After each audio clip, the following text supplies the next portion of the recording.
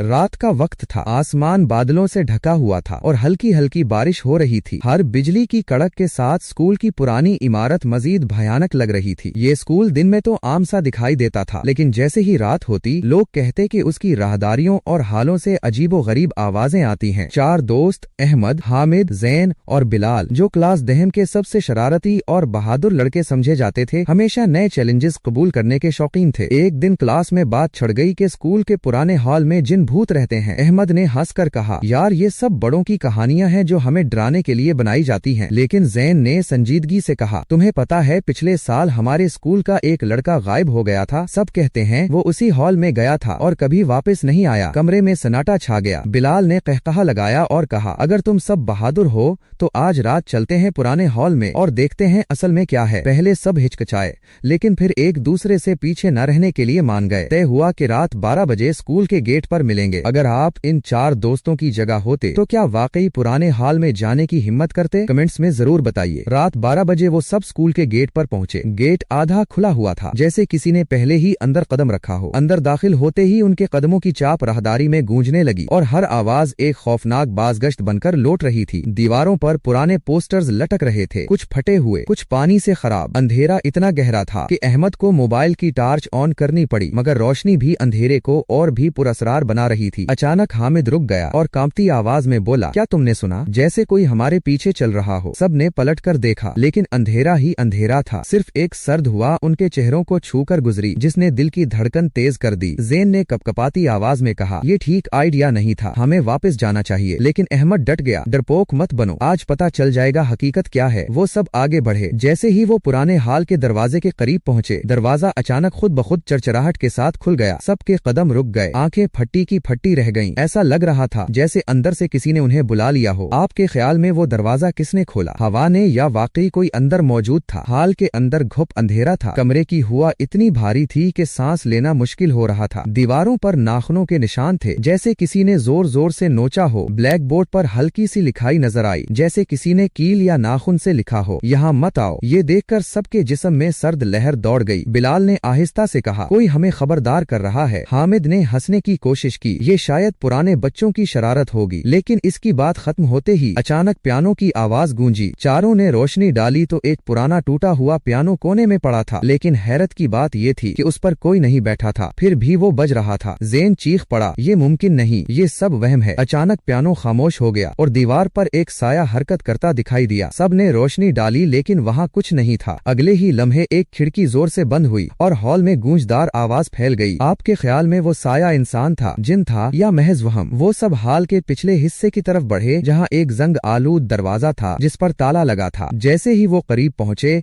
ताला खुद ब खुद जमीन पर गिर गया और दरवाजा आहिस्ता आहिस्ता खुलने लगा। अंदर एक छोटा सा कमरा था, जिसकी दीवारों पर बच्चों के नाम लिखे हुए थे। ज्यादातर नाम कटे हुए थे, मगर एक ही नाम बार बार लिखा था, सारा सारा सारा। ये मंजर देखकर सब खौफजदा रह गए। जीन ने कपकपाती आवाज में कहा, ये सारा कौन है? अचानक कमरे में ठंडी हुआ दौड़ी और एक मध्यम लड़की की आवाज गूंजी, मेरा नाम सारा है और मैं यही हूँ। सबने कोने की तरफ रोशनी डाली तो वहाँ एक लड़की का साया खड़ा था। उसके कपड़े फटे हुए, बाल बिखरे हुए और आंखें अंगारों की तरह दहक रही थीं। अहमद ने मोबाइल की रोशनी उस पर डाली तो वो साया खौफनाक चीख के साथ गायब हो गया। लेकिन कमरे में एक दिल दहला देने वाली चीख गूंजती रही। चारों ने भागने की कोशिश की, लेकिन दरवाजा जोर से बंद हो गया और वो कमरे में फंस गए। जीन रोते हुए बोला, ये हमारी सबसे बड़ी गलती थी, हमें यहाँ नहीं आना चाहिए था। दीवार पर अचानक खून से एक जुमला लिखा जाने लगा, तुम सब अगले हो। अगर आप उनकी जगह होते तो क्या आप हिम्मत हार देते या लड़ने की कोशिश करते? कमरे की लाइट्स अचानक जल उठे। दीवारों पर कई बच्चों के चेहरे उभर आए। सब अजियत और गुस्से से चला रहे थे। सारा की आवाज फिर सुनाई दी, ये स्कूल सिर्फ तालीम का नहीं, ये हमारी कब्रों का घर है। जो यहाँ आता है वापस नहीं जाता। अहमद ने कांपती आवाज में कहा, हमें माफ कर दो, हमने कुछ गलत नहीं किया। सारा का साया दोबारा नमूदार हुआ और बोली, मैं तुम्हें छोड़ दूंगी, लेकिन एक शर्त पर। सब ने लरजते हुए पूछा, कौन सी शर्त? सारा बोली, ये राज हमेशा राज रहना चाहिए। जो इसे दूसरों को बताएगा वो कभी जिंदा नहीं बचेगा। ये कहते ही दरवाजा खुल गया। चारों दौड़ते हुए बाहर निकले। इनकी सांसें फूली हुई थीं। वो मेन गेट तक पहुंचे और बाहर निकलकर सुकून का सांस लिया। लेकिन जैसे ही उन्होंने पलट कर देखा तो पुराने हाल की खिड़की में वही सुर्ख आंखों वाली लड़की खड़ी मुस्कुरा रही थी। आपके ख्याल में क्या वो चारों दोस्त वाकई बच गए या सारा ने उन पर अपनी मोहर लगा दी है? अपनी राय कमेंट्स में जरूर लिखें। अगर ये कहानी आपको पसंद आई तो वीडियो को लाइक करें, अपनी राय कमेंट में जरूर दें और मजीद खौफनाक कहानियों के लिए हमारा चैनल सब्सक्राइब करना मत भूलें। अगली कहानी में फिर मिलते हैं एक और डरावने राज के साथ।